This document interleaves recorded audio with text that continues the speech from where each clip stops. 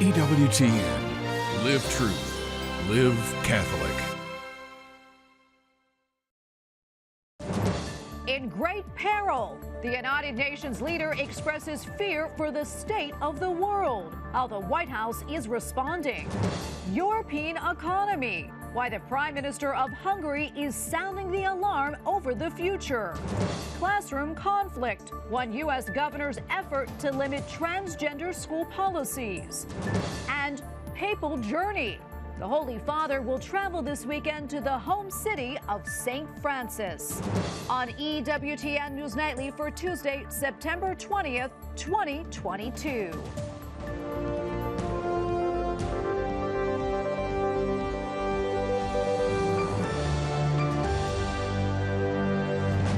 Thank you so much for being with us tonight. I'm Tracy Sable. President Joe Biden prepares to address world leaders about the biggest issues facing the planet. The head of the United Nations has already issued a dire warning. White House correspondent Owen Jensen reports. Owen? Tracy, President Joe Biden will give his speech at the United Nations General Assembly tomorrow, and one topic certain to be addressed, Russia's invasion of Ukraine. National Security Advisor Jake Sullivan outlines President Joe Biden's upcoming speech. He'll lay out in detail how the U.S. has restored its global leadership and the integrity of its word on the world stage by delivering on the promises that we make and that he has made as president on global health, on climate, on emerging technologies, and so much else. Earlier today, UN Secretary General Antonio Guterres warned global progress is being held hostage by geopolitical tensions. Front and center, Russia's invasion of Ukraine. Our world is in peril and paralyzed. Geopolitical divides are undermining the work of the Security Council, undermining international law, undermining trust and people's faith in democratic institutions, undermining all forms of international cooperation. We cannot go on like this. The U.S., which has been supplying weapons to Ukraine, warns Russia appears to be proceeding with plans to hold sham referenda in areas of Ukraine under its control, and even in areas of Ukraine not currently under its control, in direct violation of Ukraine's sovereignty. And in a speech today at the White House, the president took a swipe at pro-lifers during a push for campaign finance reform. Conservative activist who spent, as was his right, decades working to put enough conservative justice on the Supreme Court to overturn Roe v. Wade, now has access to $1.6 billion in dark money to do more damage and from our perspective, and restrict more freedoms. Also in that press briefing today, National Security Advisor Jake Sullivan was asked if President Biden was planning to tell world leaders that the pandemic is over. Jake Sullivan said the president will communicate to world leaders that what COVID-19 should teach all of us is that we better be much better prepared for the next one, including all fronts, that is vaccines, testing, and treatments. At the White House, Owen Jensen, EWTN News Nightly. And speaking of President Biden's recent comment that the pandemic is over is complicating Senate Democrats' efforts to secure some $22 billion more in COVID testing and relief funding. Republican Senator Richard Burr wrote a letter to the president demanding answers, writing in part, quote, "Despite Americans having largely returned to normal life, your administration continues to request and offset emergency funding from Congress, enforce vaccine mandates, and maintain federal emergency declarations that cost taxpayers billions of dollars." Burr and other Republicans are now asking the White House for a plan to wind down pandemic-era policies. Well, a group of Republican lawmakers say violent crime is on the rise in the United States and law enforcement is stretched thin. Some senators are calling attention to these crime rates and plan to introduce a bill to direct more resources to state and local police departments. Capitol Hill correspondent Eric Rosales has more on their effort. Almost every day we see videos of criminal activity and violent attacks on police officers. Tennessee Senator Marsha Blackburn says the Democrats' progressive views and policies are fueling this, such as defunding the police, easy bail, and lenient sentences are putting Americans at risk. We need to increase resources for law enforcement, root out weak on crime prosecutors and judges, and keep violent criminals locked up. If you do the crime, it is imperative that you serve the time. Senators Marsha Blackburn and Bill Hagerty plan to introduce the Restoring Law and Order Act, which would hire more police officers and detectives for states to better target violent crime, provide funding for law enforcement agencies to target drug-related crimes such as fentanyl, detain and deport illegal aliens who have committed crimes in the U.S., and improve rape kit processing time by crime labs. Senator John Kennedy tells me increased crime is linked to not supporting police. And if you want to trace the crime problem to one thing in America, it's with this defund and disrespect the police movement, which Joe Biden tolerated and in some cases encouraged. The most recent FBI data shows violent crime jumped 5% in 2020, with murder up nearly 30%, assaults up 11.7%, and motor vehicle theft rose 11.4%. Senator John Cornyn tells me illegal drugs are driving up the numbers. You've seen with the spike in crimes, in crime rates around the country, a lot of that is fueled by turf wars between gangs that distribute these drugs, and the cause of for example, all the gun violence that you see in places like Chicago. Senator Bill Hagerty is urging Democrats to take crime more seriously. I'm just shocked that our Democrat colleagues don't seem to want to see, because it's obvious across America that we've got crime running at rampant rates. Senators Hagerty and Blackburn plan to repurpose previous COVID money to fund the program. They've also written a letter to President Biden urging him to combat violent crime. At the Capitol, Eric Rosales, EWTN News Nightly.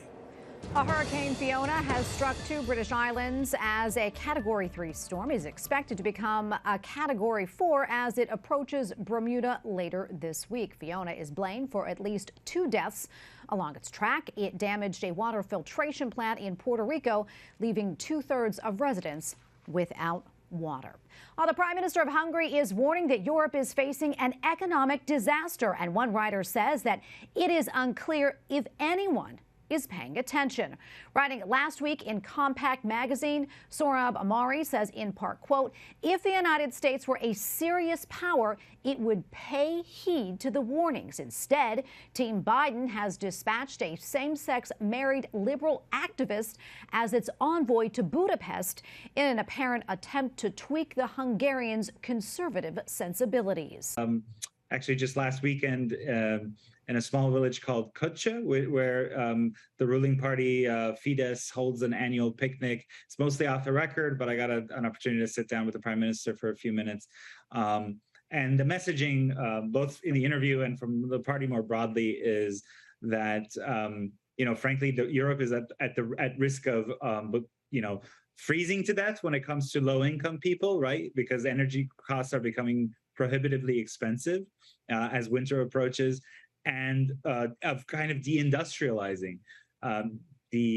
Across Europe, you have German industry, Swedish industry, they're just shutting down because energy is too expensive. There are fuel lines developing in places like Poland, which last remembered fuel lines from Soviet era kind of calamities. And just in general, that potentially risks the joblessness of millions and millions of people. Yeah, and I know that your article indicates that President Joe Biden and the United States really aren't doing much to avert the possible disaster. Talk to us more about that. Well, it wouldn't take much. It would take too long, for example, to set up new natural gas terminals so that the U.S. can supply more of Europe's energy needs. I think we should do that. But for now, all it would take is to re-examine the sanctions. The sense that I got in these Hungarian officials is that they understand, for example, weapons transfers to Ukraine to allow the Ukrainians to defend themselves. That's one thing. But to continually push Europe to adopt sanctions, that doesn't help anything if the ruble, the Russian currency, is actually reaching historic highs, and the Russians can make just as much, if not more money than before, by selling their energy supplies to China, which then sells them back to Europe at a markup. That doesn't help anyone. Or just because they can sell less energy but at a higher price because there's this artificial scarcity created by sanctions, none of that hurts Russia. All it does is hurt Europe's economy, which means ultimately it hurts Americans because Europe is our major ally. So before I let you go, I'm going to switch gears here and talk about something else. I know that you're also following the situation for Christians in Armenia. Can you tell us more about the conflict there, and also why you give credit to Speaker of the House Nancy Pelosi for her helping out? Azerbaijanis have become so emboldened that last week they launched an attack into Armenia proper. It's one thing for them to have tried to take back this enclave called Nagorno-Karabakh, which is technically part of Azerbaijan's recognized borders. But now they're attacking Armenia's real borders, which suggests to the Armenians, and I agree, that the Turks want to do what they've always wanted, which is to have this kind of ethnically contiguous territory. And they see the presence of these Christians as a hindrance to that. And 100 years ago, that led to the Armenian genocide, the first modern genocide. And now that, this sort of aggression, sends chills down the spines of Armenians and their friends. So it was wonderful for Speaker Pelosi to visit and express the American people's solidarity with the Armenian people as they face this unjust assault. And hopefully that'll spur executive branch action as well. The U.S. has been far too soft on Azerbaijan, which is one of these like president for life countries, very, very corrupt. Even by post-Soviet standards, it's incredibly corrupt. And so, justice demands that America become a more fair and even-handed actor between these two, and especially to have some care for the preservation and safety of one of the kind of truly indigenous Christian communities. Armenia was the first nation ever to embrace Christianity as a nation. Even before the Emperor Constantine converted, the Armenians became a Christian nation, and that has to mean something for Americans. Indeed. Sohrab, thank you so much for taking the time to speak with us and touching on these very important issues. We appreciate it. Well, a Vatican envoy in Ukraine has prayed at a suspected mass grave discovered just last week. Cardinal Konrad Krajewski visited the burial site in Izium yesterday, 2 days after escaping injury from gunshots while distributing aid near a damaged nuclear plant. And for more on the story, including a Ukrainian bishop's reaction to the graves, visit CatholicNewsAgency.com. Nicaragua's government will not allow one town to hold religious processions next week in honor of two Catholic saints. Messiah celebrates the feast of St. Michael the Archangel on September 29th and St. Jerome on the 30th. Authorities claim concern for public safety. The local archdiocese protests the suppression of devotion. All workers remove handwritten prayer notes from Jerusalem's Western Wall to prepare for the Jewish New Year. The task takes place before Rosh Hashanah this Sunday and again in April at Passover. The remaining wall of the biblical temple is considered Judaism's holiest prayer site. Coming up, how one U.S. governor is pushing back against transgender school policies.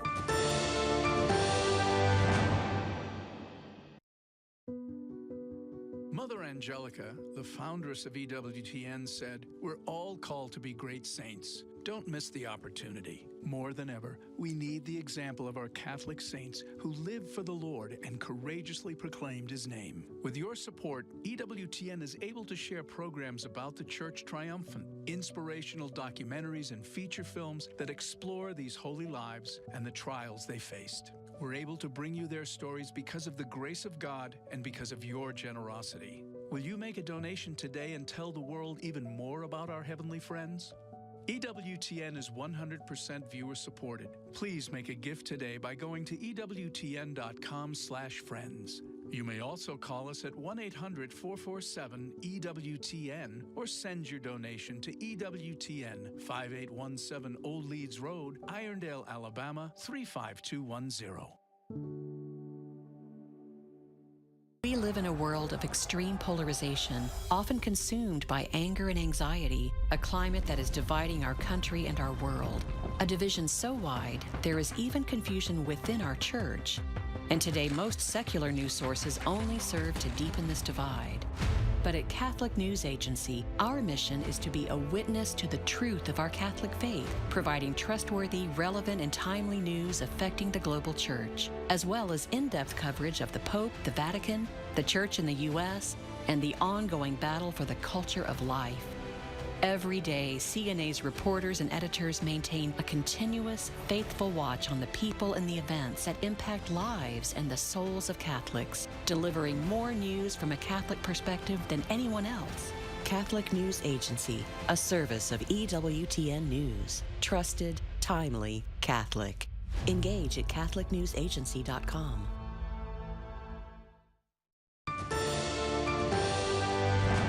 A convicted murderer has received a stay of execution scheduled for Thursday in Alabama. The death row inmate objected to a lethal injection and requested an alternative which the state does not use. Well, Republican Governor Glenn Youngkin's administration recently made several changes to transgender policies for public schools in Virginia. The updates reverse many of those from his Democrat predecessor.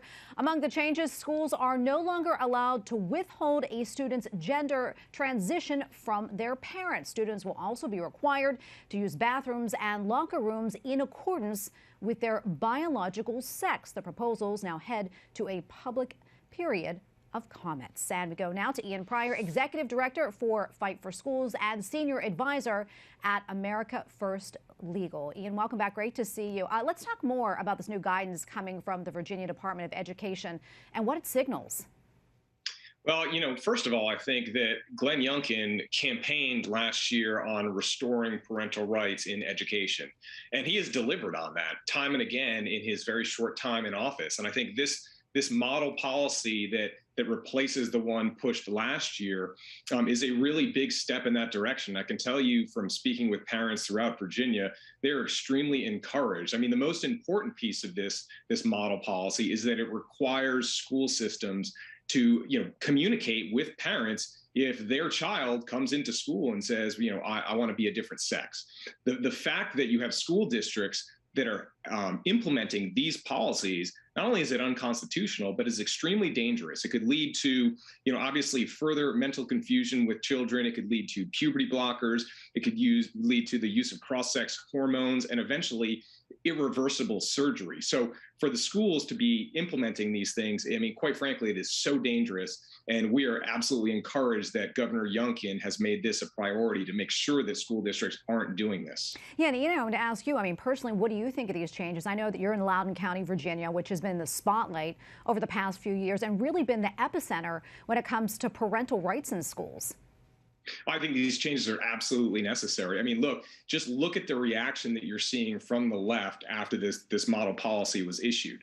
They're talking about now, if parents don't affirm what their child is presenting at school, then somehow this is abuse. And that's why they're not telling parents. That's why they're trying to keep parents out of the loop. That should scare everybody, because what that says is abuse no longer means physical abuse. It no longer means mental abuse. A parent could say, listen, if my child is presenting with gender dysphoria, I want to work through it. I know that between 80 and 95% of children that have gender dysphoria will eventually work their way through it. But if a parent says, I want to be part of working through that to make sure that, we don't do irreversible damage to my child, they're saying that is abuse. And what does that mean? That means that I guess schools could call Child Protective Services now.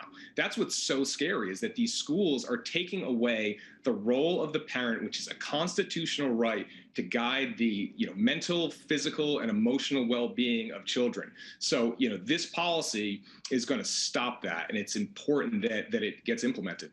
Yeah, and what comes next? I mean, we mentioned this period of public comment, but what happens after that? Well, one of the things that the left has done for years, really, while parents weren't paying attention, was litigating these issues. And that's kind of how these bathroom policies, these pronoun policies have worked their way into the school system.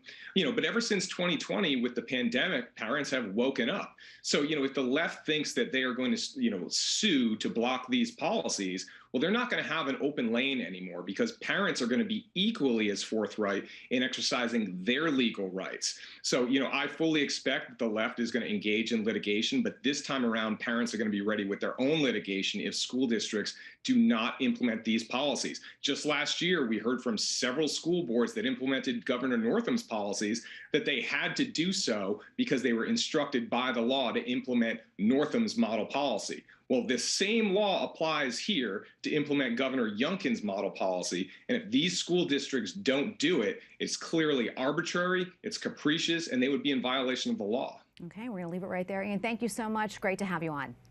Thanks for having me. Up next, the Holy See seeks a new hymn to celebrate a Jubilee year. In these uncertain times, Catholics depend on EWTN's National Catholic Register. The Register is so much more than a newspaper. It's your faith, your life, your source of information and spiritual resources. Reading it faithfully enriches your walk with Christ and His Church in so many ways. The Register is uplifting, redemptive journalism, interviews with Catholic leaders and newsmakers, liturgical coverage, health, financial, and political topics, and analysis of the key issues you care most about. EWTN's National Catholic Register covers every aspect of the Catholic faith that impacts your world. To get 6 free issues, order online at ncregister.com/TV or call 800-421-3230 and mention code TV. That's ncregister.com/TV or call 800-421-3230 and mention code TV. Call today or visit us online. The National Catholic Register. Read faithfully.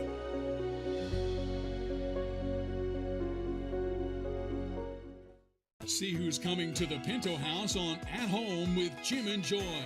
Next time, Kristalina Everett reflects on the lives of modern Catholic women who have triumphed over great adversary and challenges to their faith. At Home with Jim and Joy. Tomorrow at 1:30 p.m. Eastern on EWTN.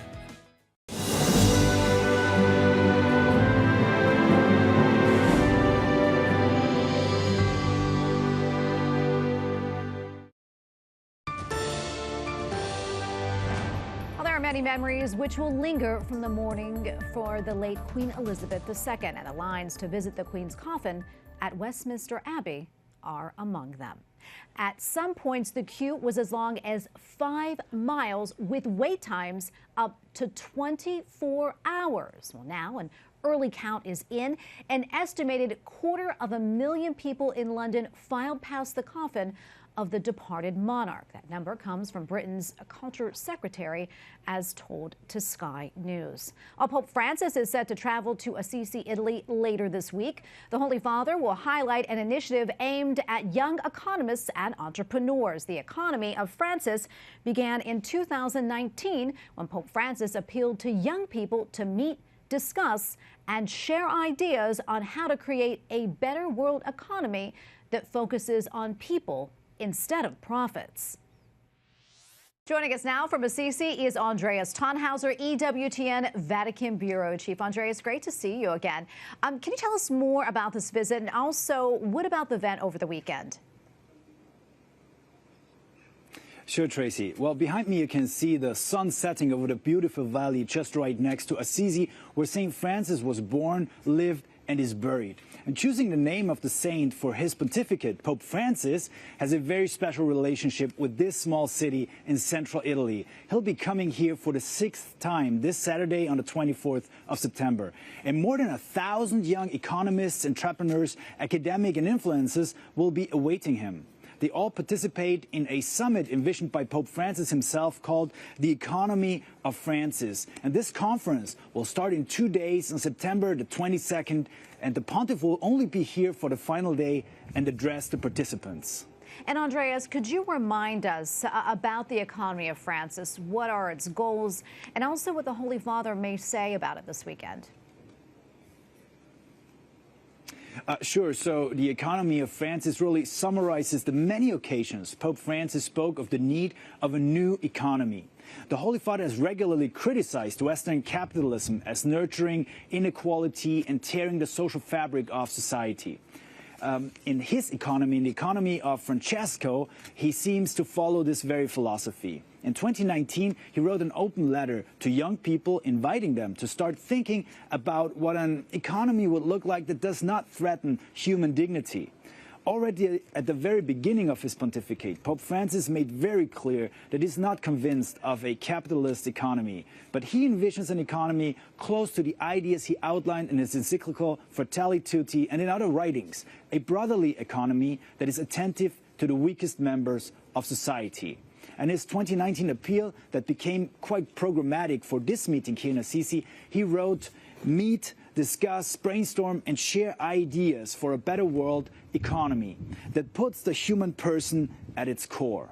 And this, Tracy, has happened to some extent here. The summit will showcase projects from around the world and discuss topics such as agriculture and justice, vocation and profit, policies for happiness or business and peace, women for the economy, or CO2 of inequalities. What exactly that means and what exactly the summit will lead to and which outcomes we may be expecting, that is yet to be seen. However, the Bishop of Assisi, Domenico Sorrentino, who will welcome the Pope back in the city, told EWTN that this event does not want to speak about ideologies. Economy of Francis is not condemning capitalism or endorsing Marxism or socialism. He said it seeks to change the attitude of how we think about society. And he hopes that this process will help foster fraternity and peace amongst the people. He called it to give a soul to the economy. Well, Andreas, quickly before I let you go, do we have any updates about the Holy Father's health? I know he just returned from Kazakhstan and is headed to Assisi and also has 2 other trips planned, including one to Bahrain. Yeah, sure. So Pope Francis seems tired, but is not growing tired, actually, of traveling and reaching out to people. It's quite impressive how the 85-year-old is still active. His participation in the Summit of World Religions in Kazakhstan, and now in this conference also on economic matters, it shows a little bit which topics are so dear to him that he seems to ignore any signs of fragility. Well, Andreas, thank you so much for your time today and for that report. I always appreciate it. Andreas Thonhauser, EWTN Vatican Bureau Chief. And finally tonight, the Holy See is inviting those who can write sacred songs to compose music for the official hymn for the Catholic Church's 2025 Jubilee year. It is entitled Pilgrims of Hope. A Catholic theologian has already written the refrain. It translates as "Living flame of my hope, may this song reach up to thee. Eternal womb of infinite life, on my way I trust in thee." There's plenty of time to create. The Office for Evangelization begins accepting entries early next January.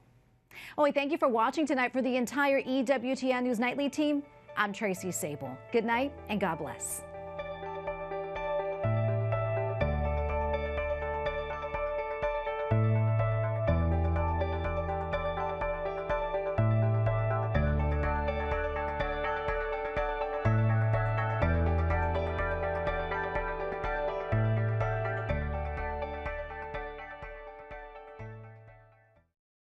He gave the world his prayers for peace, unity, and life.